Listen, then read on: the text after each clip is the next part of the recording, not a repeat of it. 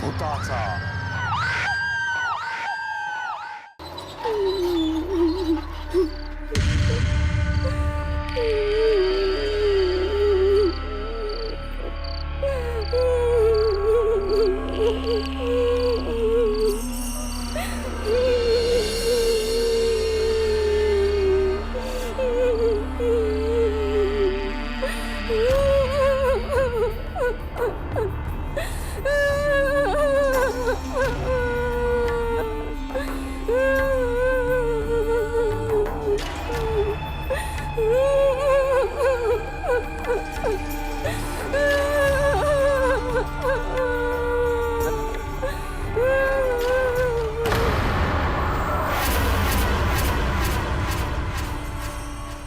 पुन्हा तोच विवळण्याचा आवाज इतक्या वर्षांनी.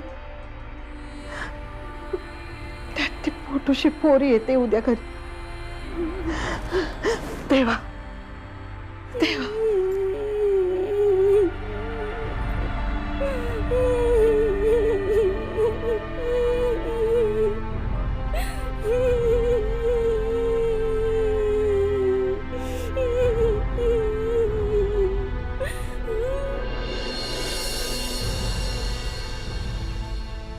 विभा आटपलं का? निघायला हवं. अगं संध्याकाळच्यात जर का पोचायचं असेल ना गावाला तर लवकरात लवकर निघायला पाहिजे. अरे पण अवी, मी खरंच तिथे येणं गरजेचं आहे का? नाही म्हणजे या अशा अवस्थेत. तेच तर म्हणतोय मी. अशा अवस्थेत मी तुला इथे 3-4 दिवसासाठी नाही एकटीला सोडून जाऊ शकत. आणि किती दिवस झाले गावाकडे आपण कोणाला भेटलेलो नाहीये. ती रिया पण तुझी सारखी आठवण काढत असते.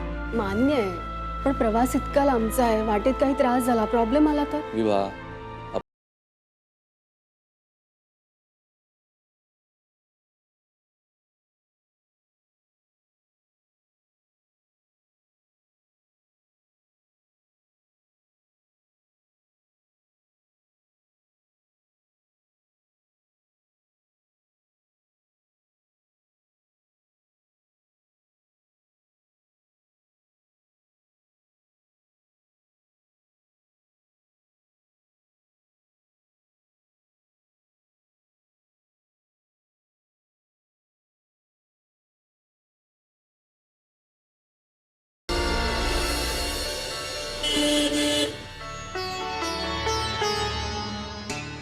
काका काकी आले.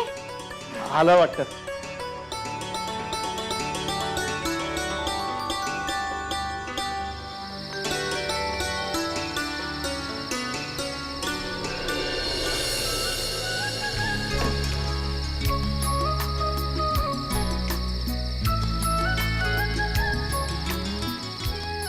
विभा काकी, अगं हळू ग, चल पटकन. अगं सावकाश, हळूहळू जाऊया. एवढी घाई कसली आहे? हळूहळू म्हणजे बाळाला त्रास नको होऊ दे ना, बरोबर ना? वेडा बायको. काय रे? अरे उशीर का झाला? अरे नाही थोडं हळूहळू आलो. मध्ये घाटात विभाला जरा त्रास झाला ना म्हणून थांबलो होतो. बरं बरं, चल चल आज चल.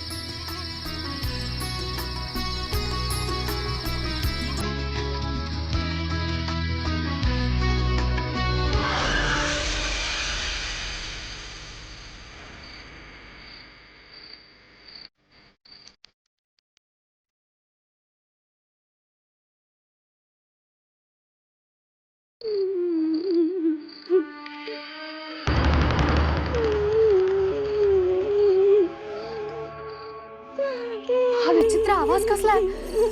काय माहित, काल मी पण ऐकला असाच आवाज.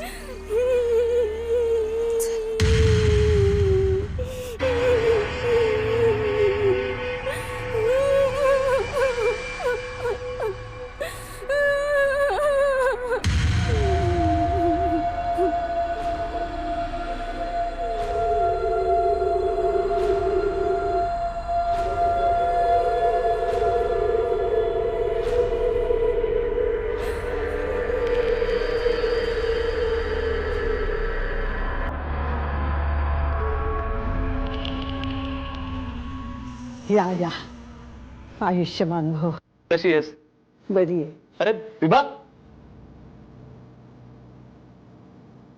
आई अगं अगं पाकू नकोस, त्रास होईल ना. आई मी आता घरात येताना एक विचित्र आवाज ऐकला, भेसूर, विव्हळल्यासारखा. विरळल्यासारखा. जाऊ दे ग, तू लक्ष नको देऊस. अगं जंगल आहे ना मागे, कोल्हे आहेत, रानटी कुत्री आहेत नाही का? विभा, अगं दमली असशील. चल, चांगला 1 तास 1.5 तास आराम कर, नंतर मग आपण सगळे जेवूयात. चल जा जा आवी, तू पण जा. हं?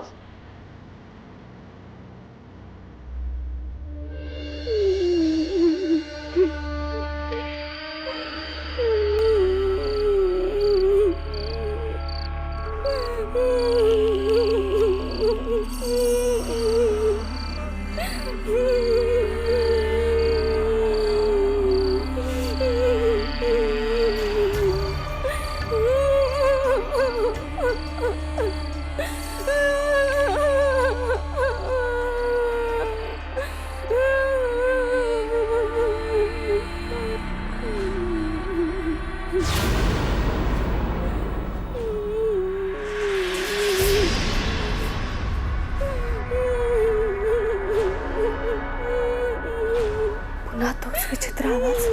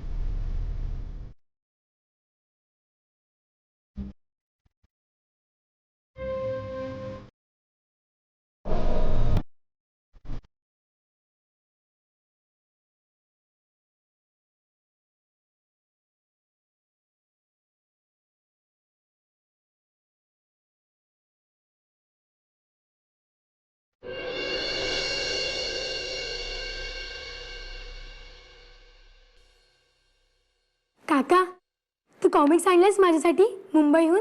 हा, अरे कॉमिक्स आणलेस ना? रिया, अगं कॉमिक्स आणले तुझ्यासाठी. विभाच्या बॅग येते, नंतर देतो तुला.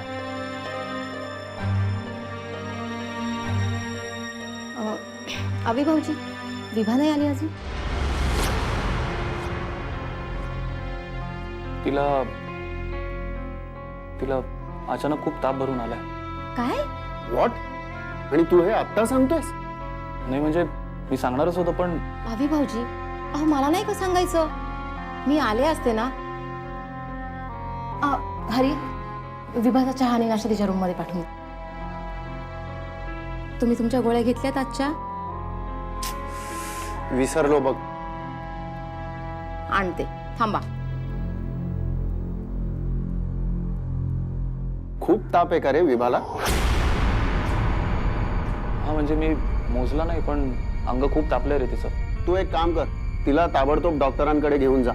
ह्या अशा परिस्थितीत म्हणजे ती कॅरिंग असताना ही असली आजारपणं बरी नाहीत रे. दादा, डॉक्टर म्हणजे? हो, इथे एक ते गेटवेल नर्सिंग होम नावाचं नर्सिंग होम आहे, तिथे चांगले डॉक्टर आहेत. आणि एक काम कर, तुझे मुंबईतल्या गायनाकोलॉजिस्टचे रिपोर्ट्स पण बरोबर घेऊन जा. हवं तर मी येऊ का बरोबर? अरे तू कशाला उगीच त्रास करून घेतोस? मी जाईन तिला घेऊन. आणि तुला इतरही काही कामं असतीलच की? हो अरे, तिथे आपल्या हायवेवर एक नवीन वायनरी सुरू झालेली आहे. त्यांच्या डिरेक्टरना भेटायचं आहे. आपल्या बागांमधल्या द्राक्षांमध्ये ते इंटरेस्टेड आहेत. बरं, तू नको काळजी करू, मी विभाला घेऊन जाईन. ह्या गोळ्या घ्या. हा. अभि भाऊजी, हे पहा, हे असं असतं.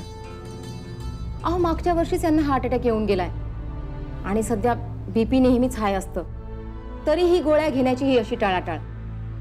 आता तुम्हीच सांगा बरं यांना. माइल्ड हार्ट अटॅक होता रे, उगाच ही काळजी करते. दादा, वहिनी अगदी बरोबर बोलतीये. तू वेळच्या वेळी औषधं घेतलीच पाहिजे. बरं बाबा, घेतो. पण तू विभाला लगेच डॉक्टरांकडे घेऊन जा, हा? आणि गाडी सावकाश चालव, काय? ठीक आहे.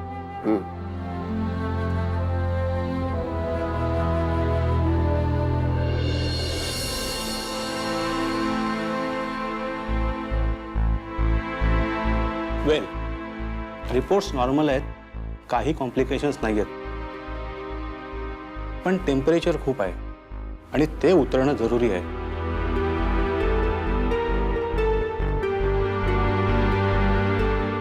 ही औषधं घ्या आणि आठवडाभर कंप्लीट बेड रेस्ट.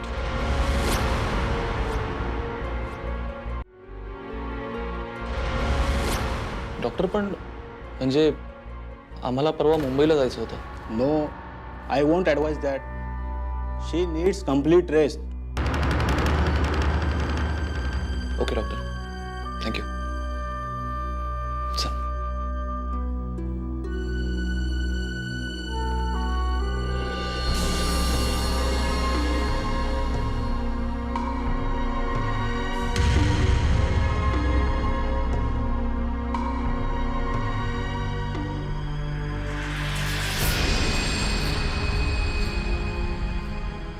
ही तिची फणी करंड्याची पेटी.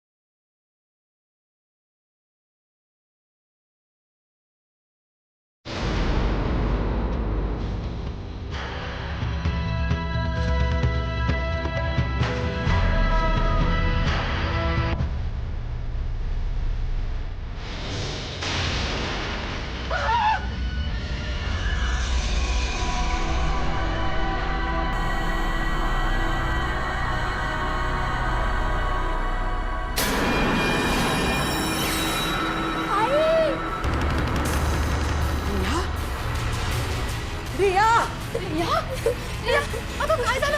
का ओरडली? रिया, रिया, काय झालं बाळा? काय झालं? काय झालं सांग? मी पुस्तक वाचत होते आणि अचानक ते हळदी कुंकू कुठून तरी येऊन पडलं.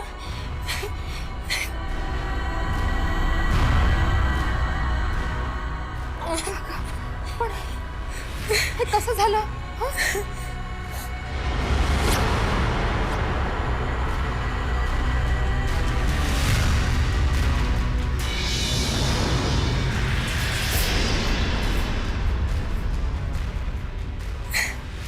चल, मी तुझं पुस्तक साफ करून देते. चल आपण आज जाऊया.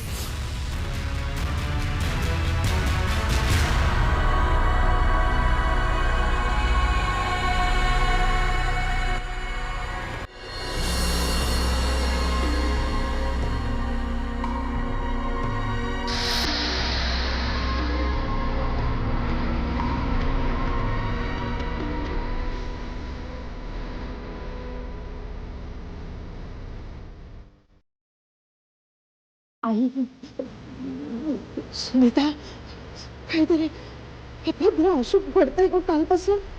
पण हा प्रकार, अगं ते हळद कुंकवाचं माझ्या खोलीतल्या कपाटात आणि करंड्याच्या पेटीत होतं.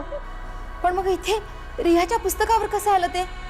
अशुभ संकेत, अशुभ संकेत गो बाई. अरिष्टाचे, अनिष्टाचे संकेत? हो, संकेतच. काहीतरी विचित्र घडणार आहे, विचित्र घडणार आहे काहीतरी. आणि त्यात विभा आले, 6 महिन्याची गरोदर. अहो, आणि तिला तापही आहे. सकाळी मी पाहिलं तर तिच्या अंगाचे चटके बसत होते. तेच म्हणते मी. वाचव रे बाबा देवा, परमेश्वरा तूच वाचव रे बाबा आता. अहो, पण असले प्रकार आपल्या घरात कधीच नाही घडले याआधी. घडला होता ना तुझं लग्न होण्याच्या आधी, कितीतरी आधी. अरिष्ट, अमंगल, अभद्र, अशुभ. आई, अहो पण नेमकं काय घडलं होतं तेव्हा? तेव्हा ना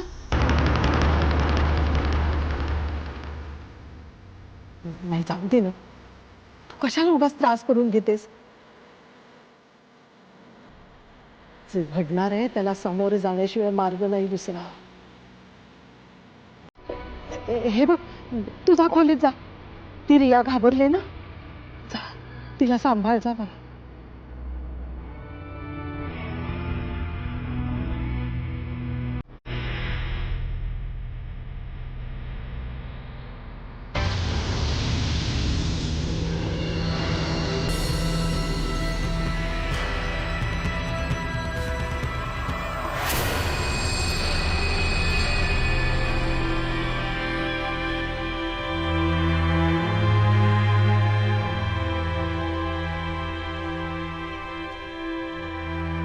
वहिनी, बघा किती वेळ बसून राहणार आहेस? बरीच रात्र झाली, तू झोप हवं तर. भाऊजी, अहो माझी नका काळजी करू तुम्ही, मी झोपेन नंतर. मला विभाची फार काळजी वाटते हो. बघ ना, औषधं घेऊनही ताप नाही उतरत आहे. प्रवासाची दगदग तिला झेपलेली दिसत नाहीये. खरं तर ना, या अवस्थेत तुम्ही तिला आणायलाच नको होतं. मलाही आता असंच वाटायला लागलंय. बरं, डॉक्टर काय म्हणाले? डॉक्टरांचं म्हणणं की बाकी सगळं नॉर्मल आहे, पण आठवडाभर तरी बेड रेस्ट घ्यावी लागेल. म्हणजे मला मुंबईला जाणं कॅन्सल करावं लागेल बहुतेक. अहो कशाला? भाऊजी तुमची कामं खोळंबलेली असतील. हवं तर तुम्ही एकटे जा मुंबईला, विभाला इथेच राहू द्यात. आम्ही आहोत ना सगळे तिची काळजी घ्यायला. अगं पण ही एवढी आजारी असताना तसंही मुंबईत माझं कामात लक्ष लागणार नाही.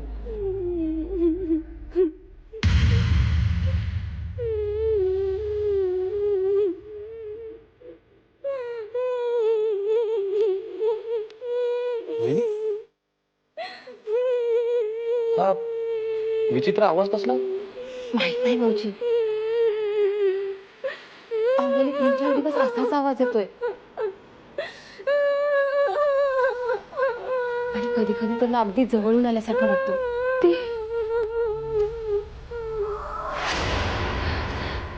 ती बाई विभाग? कुठली बाई? वीर,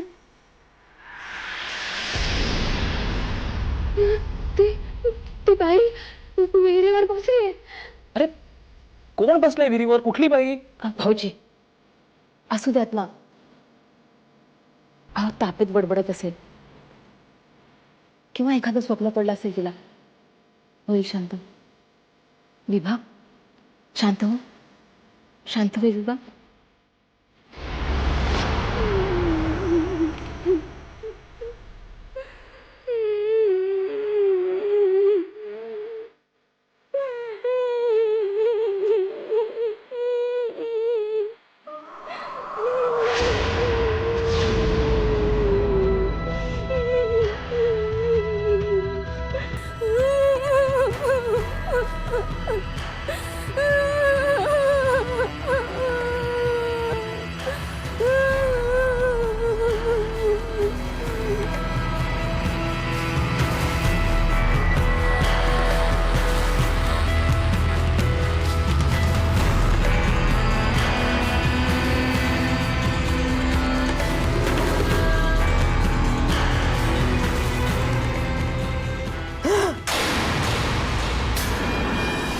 पाणी कुठे गेली?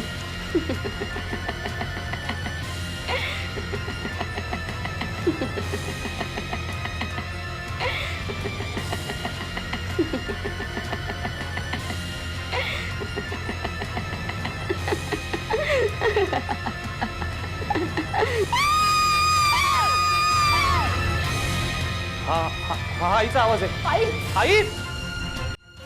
आई आई अगं अगं काय झालं आई? काय स्वप्न वगैरे पाहिलंस का तू? नाही, मला ती दिसली, ती प्रत्यक्षात आली होती इथे. स्वप्नात नाही, मी ती प्रत्यक्षात. ती कोण दिसली तुला? अरे ती गिरिजा. गिरिजा, हो. गिरिजा? कोण गिरिजा? गिरिजा म्हणजे तुमची पणजी. तुमच्या पणजोबांची पहिली बायको. अगं पण ती कशी दिसेल? ती तर कधीच. हो रे बाबा, मला माहित आहे ती कधीच गेले, पण तिचं भूत आहे रे इथे. खरं. अगं काय सांगतेस काय तू? आई आई हे बघ, तुला नक्की स्वप्न पडलं असेल. नाही रे बाबा, स्वप्न नाही, तिचं भूत आहे इथे. गेले 3-4 दिवस काय प्रकार घडतात माहित आहे ना.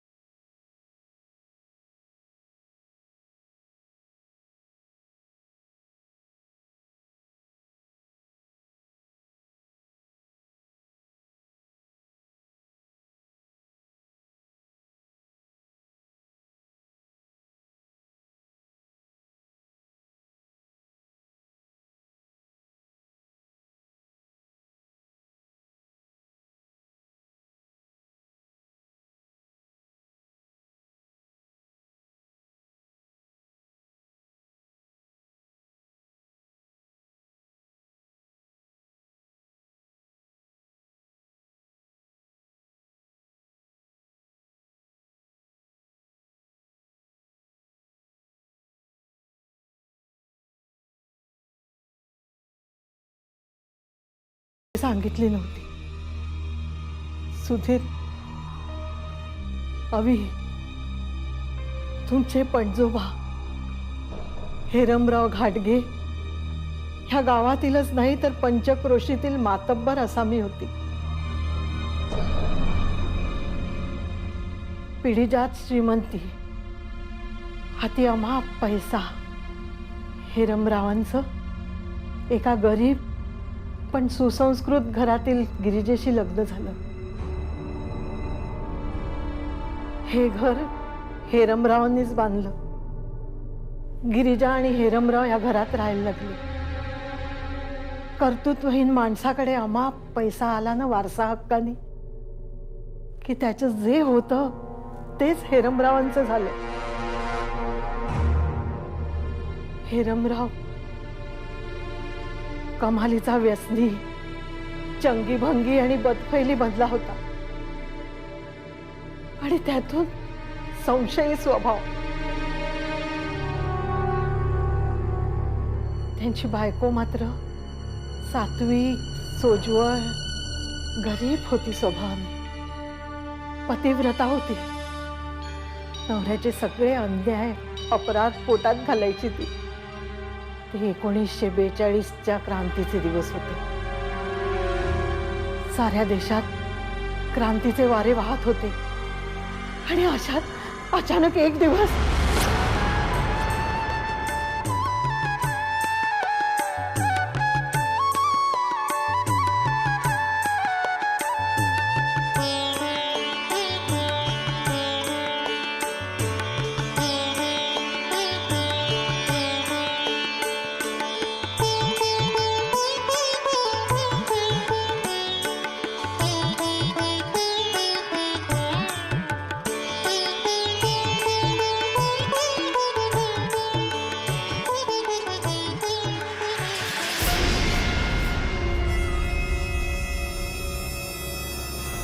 खिडकीतून उडी मारलेला तो तरुण स्वातंत्र्याच्या आंदोलनातला एक क्रांतिकारी होता.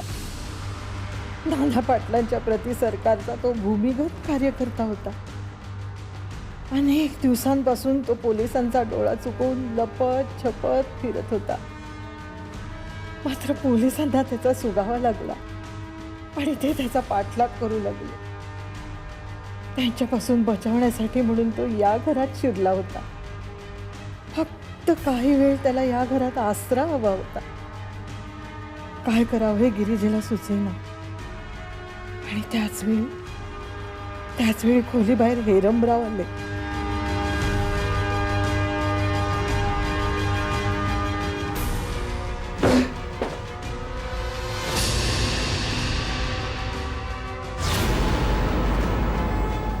हिरमरावनं गिरिजेला विचारलं, बोल बोल, कोण होता तो तुझा जार?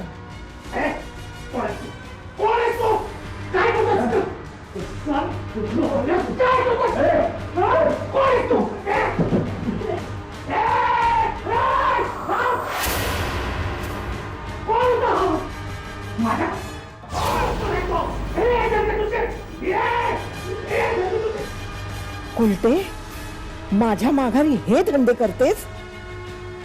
गिरिजेनं त्याला खरा प्रकार सांगण्याचा खूप प्रयत्न केला, पण हिरमराव ऐकेच ना. संशय पिशाच्यानं त्याला फुर्त झपाटून टाकलं होतं.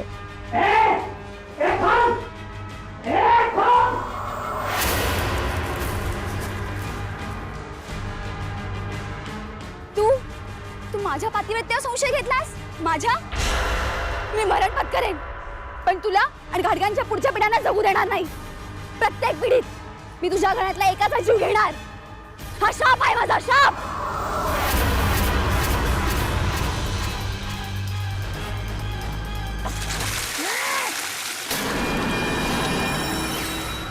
प्रत्येक पिढीत मी तुझ्या घरातला एकाचा जीव घेणार. हा शाप आहे माझा, शाप. गिरिजेनं स्वतःला विहिरीत उडी मारून संपवून टाकलं. आणि तो क्रांतिकारी खिडकीतून पळून जाताना बाहेर दबा धरून बसलेल्या पोलिसांच्या तावडीत सापडला. त्यांच्याच तोंडून ही हकीकत कळली. गिरिजेला आत्महत्येला प्रवृत्त केलं म्हणून त्यांना शिक्षा झालीच नाही,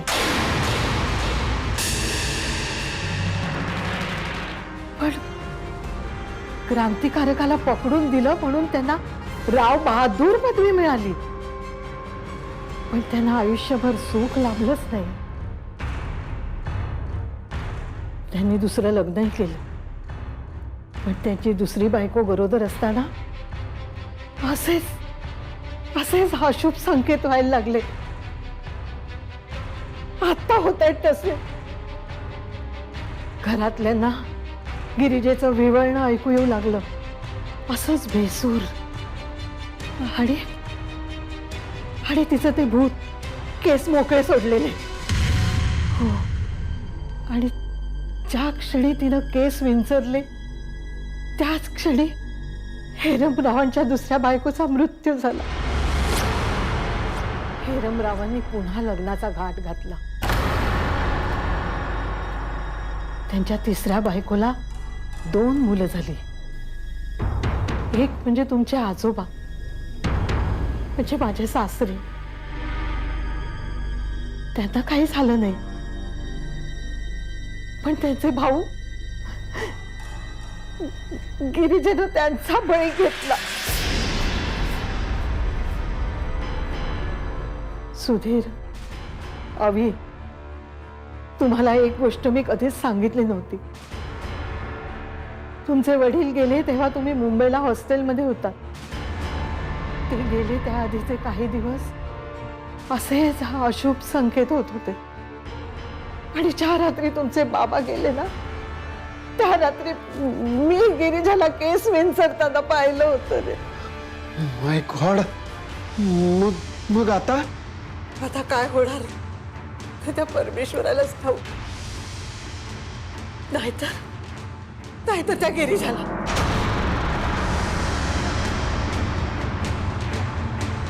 सुधीर, अवी, अरे पेटीतली फणी गिरीजा घेऊन गेली.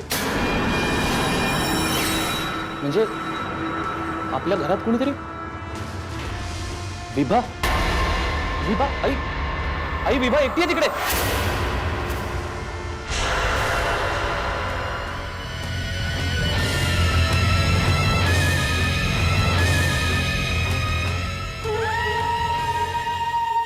हो भाऊजी, आपण दोघे तिकडे जाऊयात.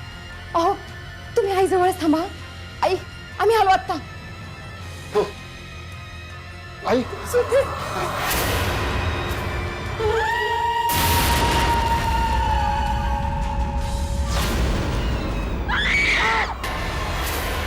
विभा विभा विभा विभा विभा भाऊजी बरी येईल. ताप थोडा वाढलाय तिचा. आपल्याला सकाळी डॉक्टरांना बोलवायलाच लागणार आहे. बहिणी अगं डॉक्टरांना बोलवू पण डॉक्टर तरी काय करणार ग. हे सगळं त्या गिरीच्यामुळे होतंय. तिचाच काहीतरी बंदोबस्त करायला पाहिजे. अहो पण आपण तरी काय करणार. मी करीन परत एकदा दिसू तर देत. अहो भाऊजी पिशाच आहे ते. असू देत, पिशाच असू दे नाही तर कोणी असू दे, मी नाही घाबरत.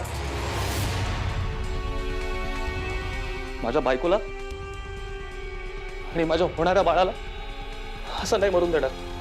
I won't let you die Vibha. I won't let you die. I won't let you डाय.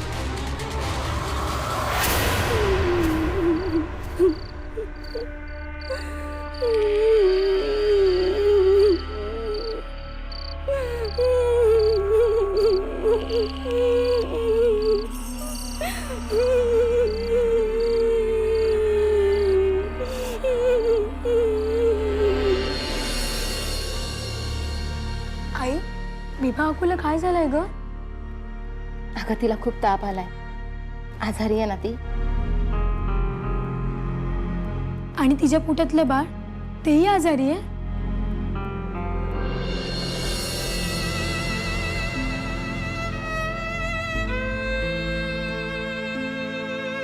अरे डॉक्टर साहेबांची बॅग जरा गाडीत ठेवून ये. हो. डॉक्टर घाडगे साहेब, मी तुम्हाला खोट्या आशेवर ठेवू इच्छित नाही. हो, द पेशंट इज क्रिटिकल. त्या फार सिरियस आहेत. जर टेम्परेचर असंच वाढत गेलं तर ब्रेन फिवर होऊन पेशंट कोमातही जाऊ शकतो. अहो पण डॉक्टर याच्यावर काही इलाज? मी त्यांना इंजेक्शन दिलेलं आहे. रात्रीपर्यंत ताप उतरला नाही तर मात्र त्यांना ॲडमिट करावं लागेल. रात्रीपर्यंत वाट पहा. ताप उतरला नाही तर मात्र फोन करा. मी लगेच ॲम्ब्युलन्स पाठवून देईन. Thank you doctor. Please keep in mind, Mrs Vibha आणि त्यांचं होणारं बाळ दोघांनाही धोका आहे. येतो मी.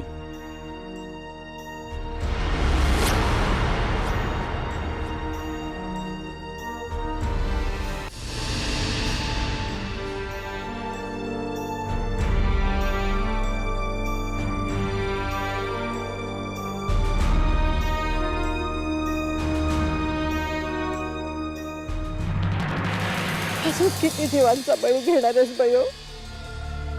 अजून तुझं काळीच थंड नाही झालं का ग? पुरे थांब आता.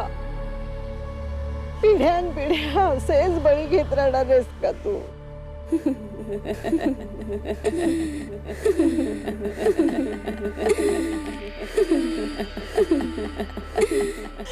माझी सून 2 जीवांची आहे.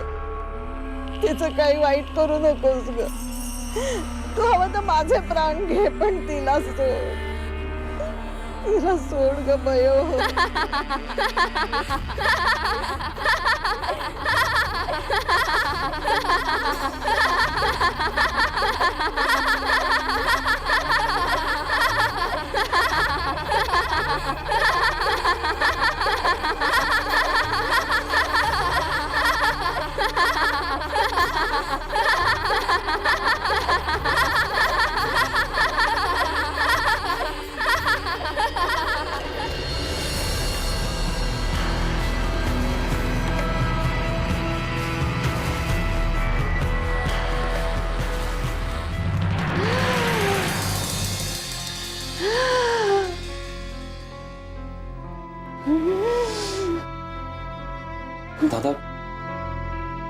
मला वाटतं आपण डॉक्टरांना फोन करून ॲम्ब्युलन्स बोलून घेऊ.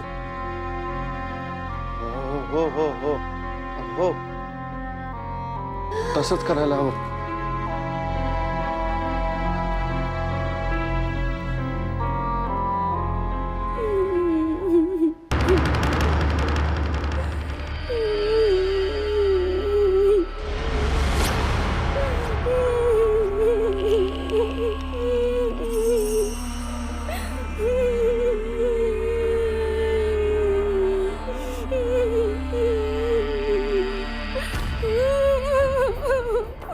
पुन्हा ती झाडं.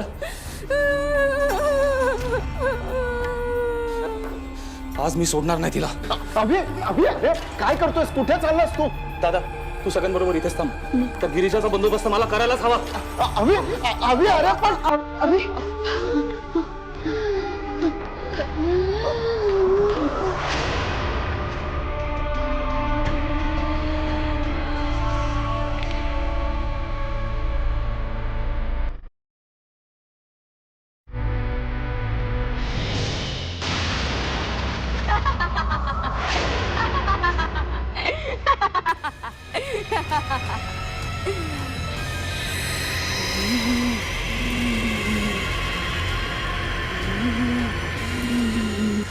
हे गिरिजा, बस झाला तुझा जीव घेणा खेळ. मी तुला जिंकू देणार नाहीये.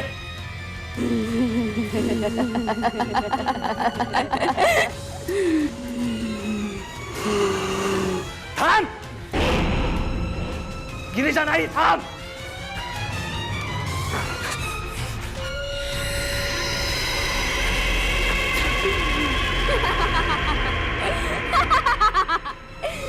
गिरिजा मला सोड.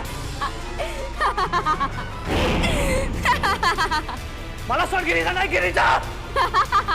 गिरिजा नको. गिरिजा नको.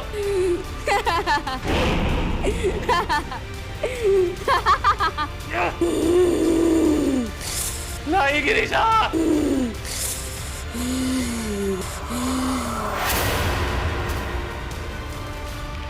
काय झालं? असं कसं गेलं? विभा, काय झालं? काय झालं?